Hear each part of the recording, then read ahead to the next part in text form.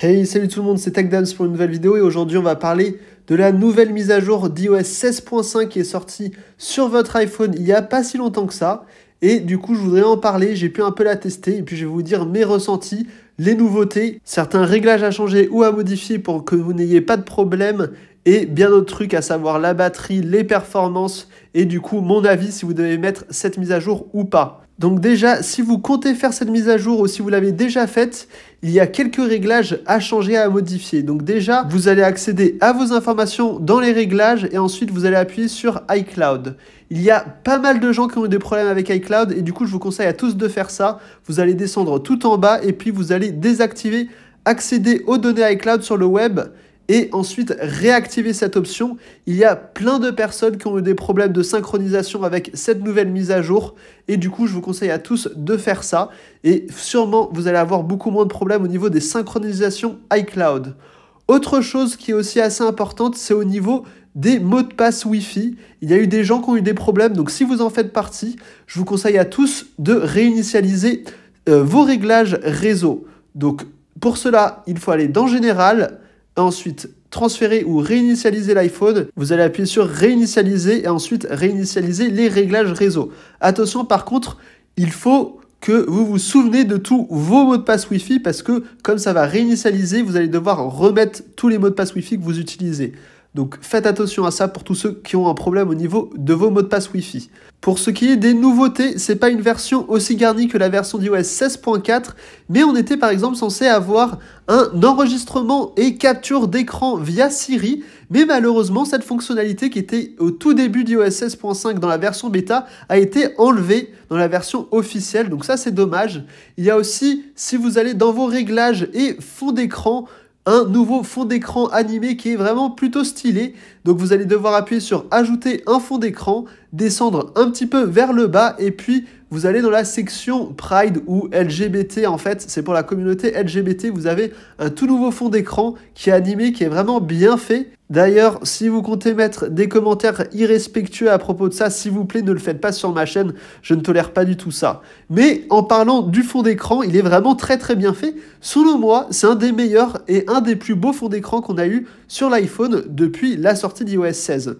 Donc franchement, je suis plutôt content. Après, j'avoue, je l'ai utilisé un petit peu au début, mais après, toutes ces lumières assez flashy me donnent presque mal à la tête et j'ai du mal à lire certaines applications en fait. Et du coup, après quelques jours d'utilisation, j'ai remis mon fond d'écran habituel que vous avez sûrement vu au tout début de cette vidéo.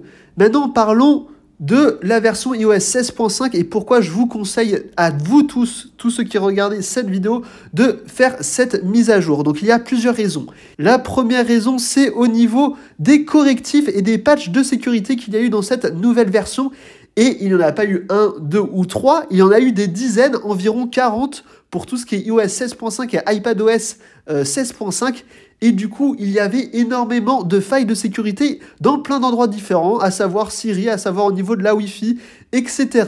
Et du coup, ça a été patché dans cette nouvelle version. Et c'est pour ça que tous ceux qui ont assez peur et font assez attention au niveau de votre sécurité et de la sécurité de vos iPhones et de vos données, eh bien, je vous conseille à tous de mettre cette mise à jour 16.5 parce qu'elle corrige plein de bugs et de failles de sécurité. Au niveau de la batterie maintenant, j'ai utilisé la version 16.5 depuis maintenant quelques jours et franchement je suis très content de cette batterie, je n'ai eu aucun problème. La batterie de mon iPhone tient aussi bien que la version précédente, donc la version iOS 16.4, voire même un petit peu mieux. J'ai pu regarder la performance de ma batterie ces derniers jours depuis que j'ai mis la nouvelle version d'iOS 16.5 et j'ai vraiment l'impression qu'elle se décharge moins vite pour une utilisation similaire, donc c'est une très bonne chose. Par contre, ce que je vous conseille à tous de faire, en tout cas la plupart d'entre vous, sauf à tous les gens qui se réveillent toujours à une heure fixe, de désactiver recharge optimisée de la batterie.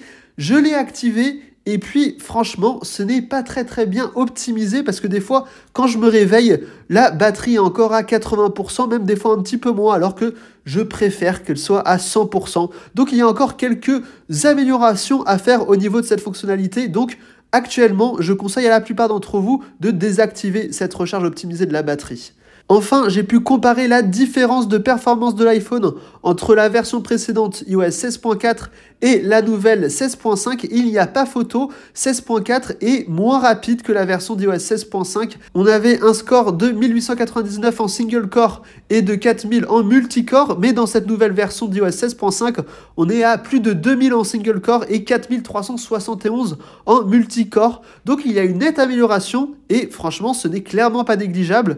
Donc c'est une raison en plus de mettre cette mise à jour sur votre iPhone. Donc c'est tout pour moi pour cette vidéo et puis je vous dis à très bientôt pour une prochaine vidéo. Bye bye.